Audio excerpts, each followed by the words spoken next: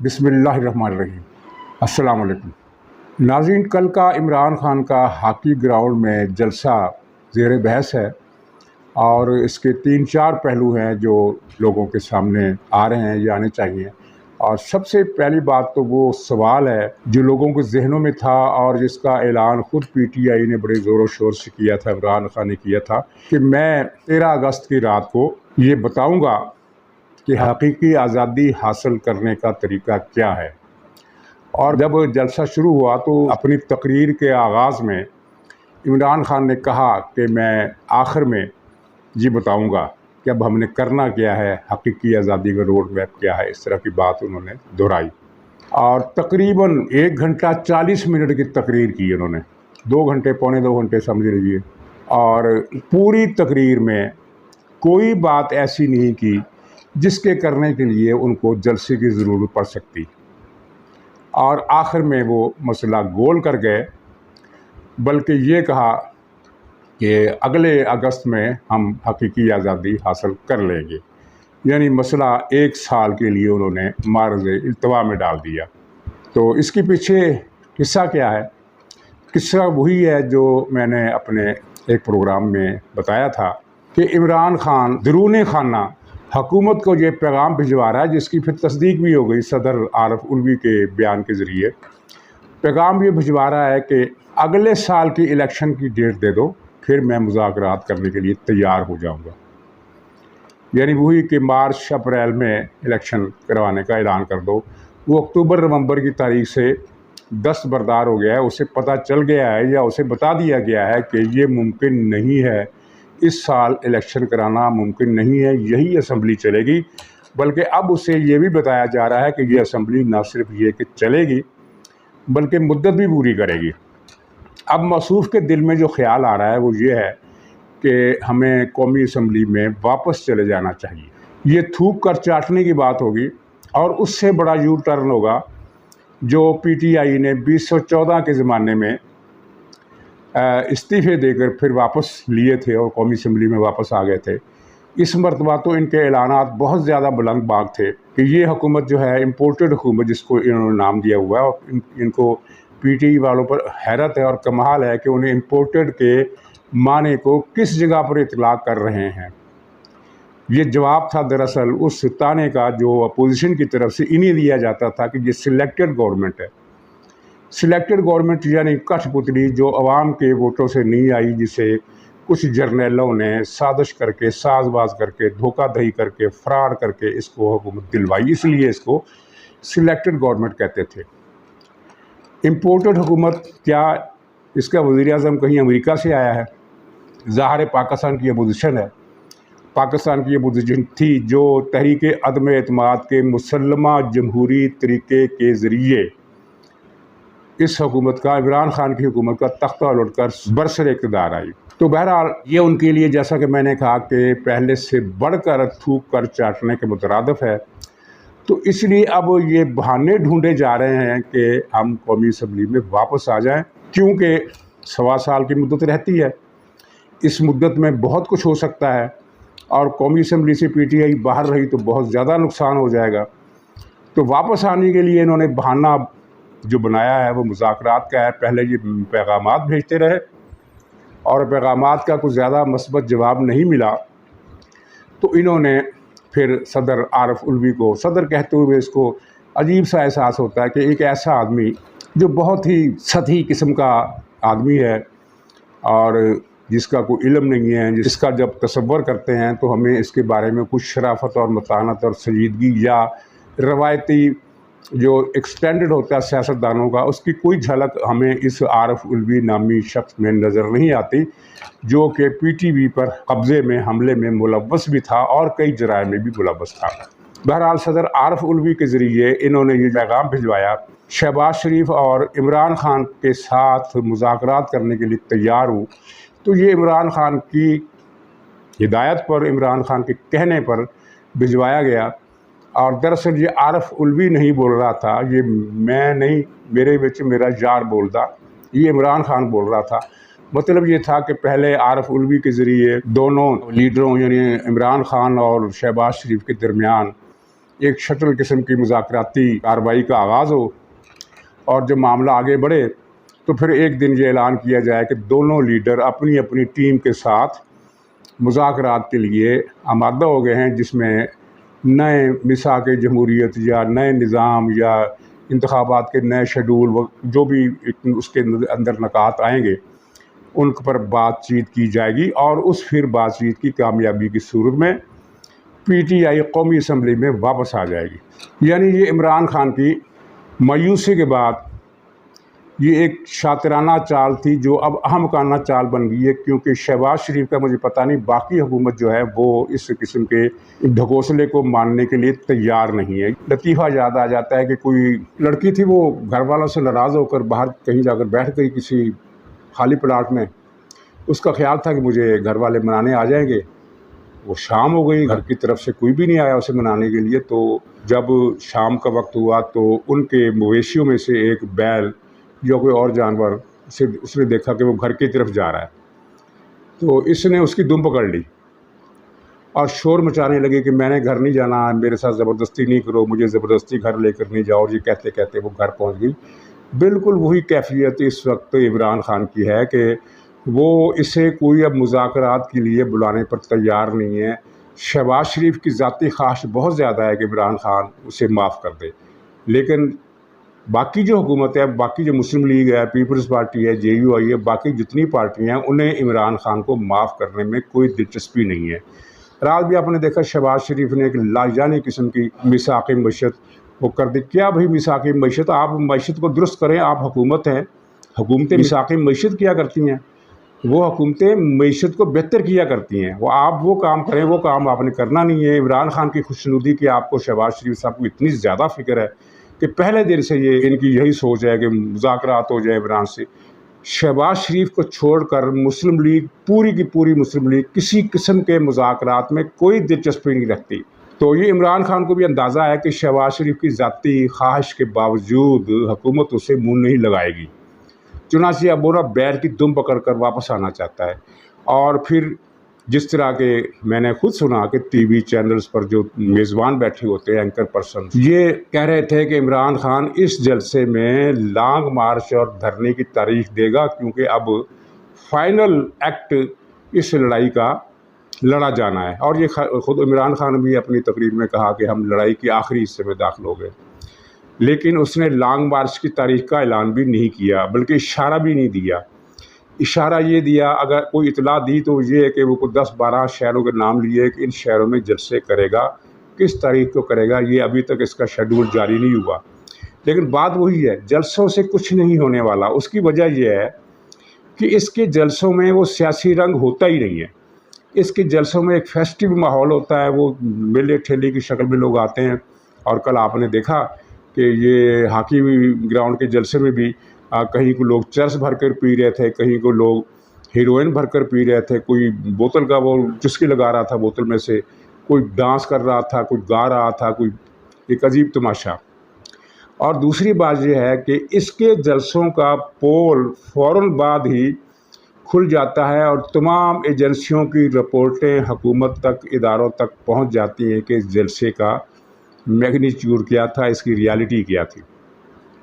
बहुत दिलचस्पी की बात है नाज़रीन के हॉकी ग्राउंड के जलसे में लाहौर के शहरी न होने के बराबर थे। रिपोर्टें हैं कि 2000-1500 से ज़्यादा लाहौर के लोग इसमें नहीं आए, यानी वो जो मजमा 1200-1400 का लिबर्टी में लगता है, उससे कुछ ज़्यादा लोग इस जलसे में आ गए। बाकी कहाँ के लोग थे? पंजाब पुलिस के लोग थे, जिनकी परवेज़ राय ने ड्यूटी लगाई थी। और सुना गया है कि वो 4-5 हज़ार की तादाद में थे पंजाब पुलिस के एहलकार, जिनकी ड्यूटी सादा कपड़ों में यहाँ लगाई गई। और इन पुलिस वालों ने फिर जलसा गाह से अपने घर वालों को, दोस्तों को, वाक़ों को टेलीफोन भी किए कि हम इस वक्त जलसा गाह में सामईन की ड्यूटी दे रहे हैं। फिर फैसलाबाद में PT वालों की कुछ मिले हैं, उन मिलों के मज़दूरों से कहा गया कि आपने बसों में बैठकर, बसें उनको दे दी गई कि जलसा गाह में पहुँचना है और जो नहीं जाएगा उसकी नौकरी से छुट्टी हो जाएगी। 4-5 हज़ार तो ये फैसलाबाद के मज़दूर थे। इसके अलावा मुख्तलिफ़ शहरों से, बहुत सारे शहरों से, 2-4 शहरों से नहीं, बहुत सारे शहरों से 50-50, 100-100, 200 लोग लाए गए। फिर पंजाब के सरकारी मुलाजिम जो थे लाहौर में, जिनमें पटवारी भी शामिल है और कुछ क्लर्क भी और कुछ ख़ास तौर पर स्कूलों के उस्ताज़ा, उन्हें वो सबसे कमज़ोर मखलूक होती है प्राइमरी स्कूलों की और हाई स्कूलों के उस्ताज़ा, कि तुम्हारी हाज़िरी लगेगी जलसे में पहुंचना है। ये सारा कुछ भर के भी 20,000 से ज़्यादा का मजमा इकट्ठा नहीं किया जा सका। और स्टेडियम में आपने देखा कि इसका 1/3 हिस्सा तो उन्होंने स्टेज के लिए छोड़ दिया था, वहाँ कोई आदमी नहीं था सिवाय लीडरशिप के, और बाकी जो ग्राउंड था, स्टेडियम की सीढ़ियाँ थी, उनमें बहुत लोग थे, लेकिन जो ग्राउंड था उनमें जो कुर्सियाँ लगाई गई थीं वो एक दूसरे से दाएं बाएं भी और आगे पीछे कितारें भी बहुत ज़्यादा यानी गैर मामूली फासले के साथ रखी गई थी। इतना फासला इससे पहले किसी जलसा में कुर्सियों का नहीं रखा गया, और फिर भी वो कुर्सियाँ पूरी नहीं भर सकी, आखिर का हिस्सा खाली रहा। और वो फासले से रखी गई कुर्सियों की वजह से वो जो एक जूम पिक्चर होती है जो ड्रोन से ऊपर से ली जाती है, तो वो यही लग रहा था कि जैसे काफ़ी मजमा यानी भरा हुआ है। हालांकि जब उसको क्रॉस सेक्शन में उस तस्वीर को देखा जाए तो पता चलता है कि यहाँ भी खाली, यहाँ भी खाली, यहाँ भी खाली। बहरहाल इतने सारे तरले करके पंजाब पुलिस, लाहौर के इर्द गिर्द के स्कूल टीचर, फैसलाबाद के मिलों से मजदूर और पेशावर तक से लोग इस जलसागाह में आए थे। सब मिलकर भी अगर 22,000 20,000 ना बन सके, बड़ी मुश्किल से बन सके, तो फिर मुझे बताइए कि जो कौम के मराकज़ या असाब हैं, जो नर्व सेंटर हैं, जो जलसों का इम्पैक्ट लेते हैं, वो इसका क्या इम्पैक्ट लेंगे। यानी इस जलसे का कोई इम्पैक्ट नहीं हुआ, और इस जैसे जलसे 12, 15, 20 और भी कर ले तो क्या इम्पैक्ट होगा। लॉन्ग मार्च इसको पता चल गया है कि नहीं हो सकता।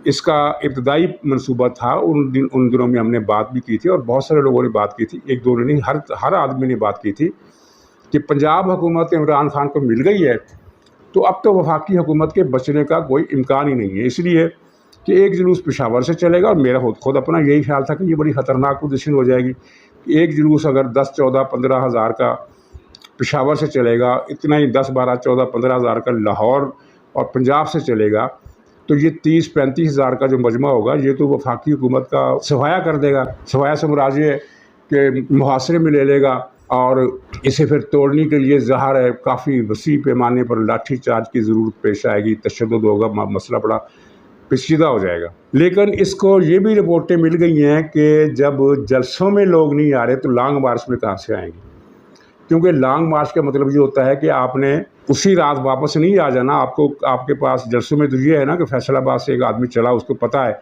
कि मुझे पीटी वालों ने बस में बिठाया है और इसी बस में ये वापस छोड़ जाएंगे। लेकिन लॉन्ग मार्च में तो आपने इसलिए जाना है कि वहाँ जाकर आपने बैठ जाना है। तो वहाँ जाकर बैठ जाने के लिए कितने लोग तैयार होंगे, जब इमरान खान की ताकत और हशमत बहुत ज़्यादा थी, इसके पीछे पूरी ISI थी, जनरल ज़हीरुल इस्लाम था, दूसरे लोग थे, पूरी रियासती ताकत उसके पीछे थी।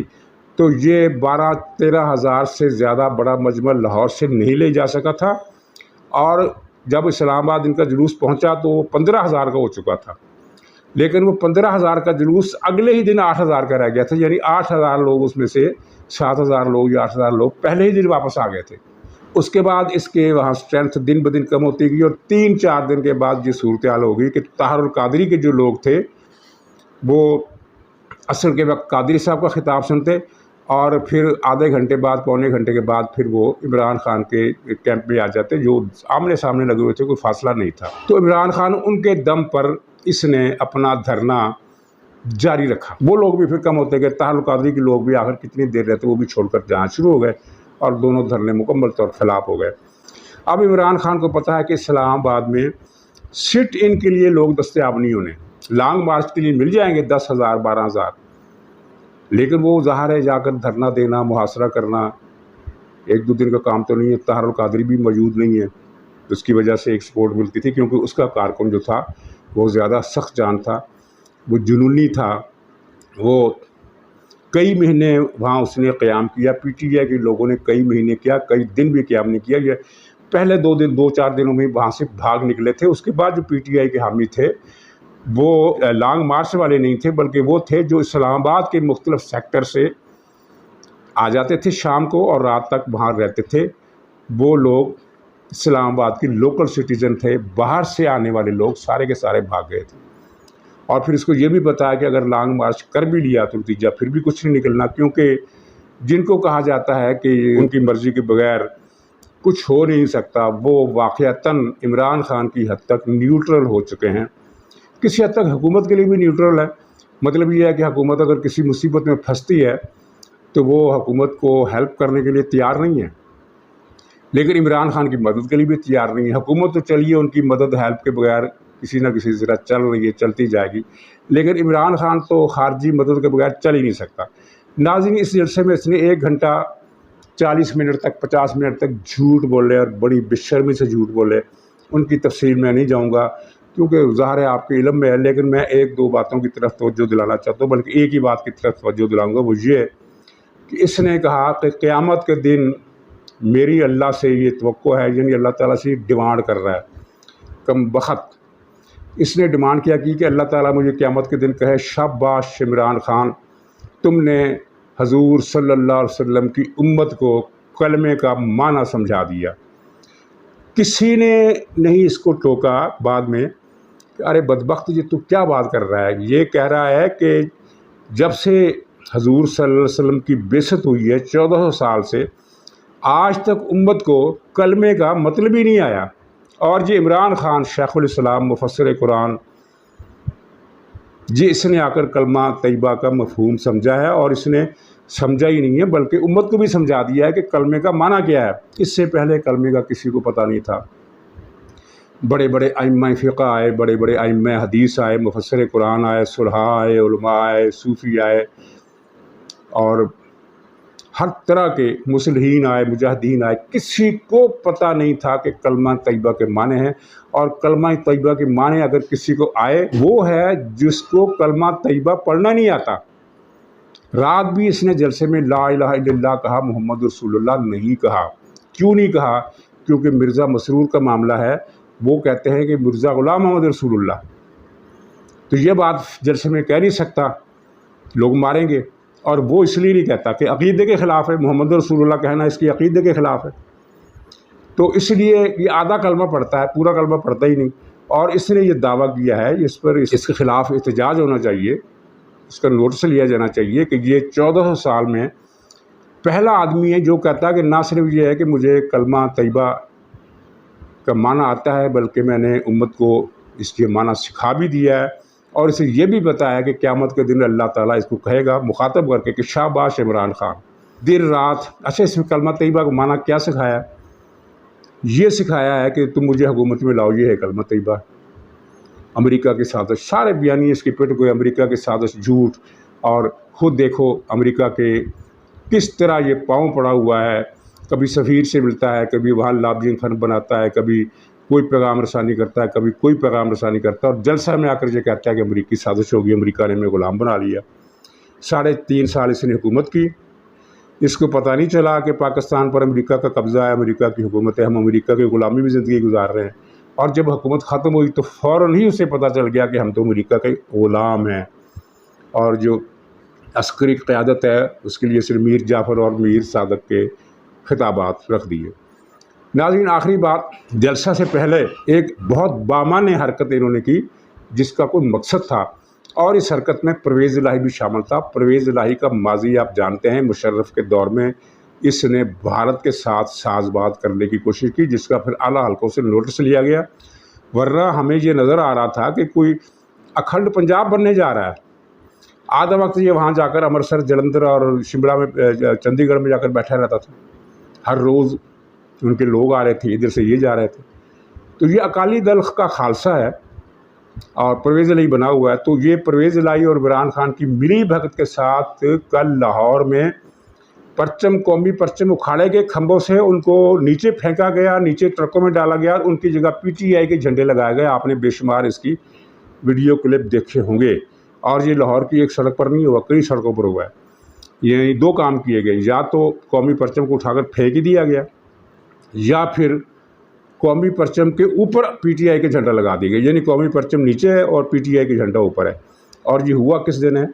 13 اگست، یعنی 14 اگست سے ایک دن پہلے پاکستان کے آزادی کو، قیام پاکستان کو 75 سال پورے ہونے پر جو واقعہ ہوا، سب سے اہم وہ یہ تھا کہ لاہور جہاں قرارداد پاکستان منظور کی گئی تھی اسی لاہور میں پاکستان کے جھنڈے اکھاڑ کر پھینک دیے گئے پرویز الہی اور عمران خان کی ملی بھگت سے، اور پھر میڈیا کو بھی ہدایت کر دی گئی کہ خبردار اس کی خبر نہیں جانی۔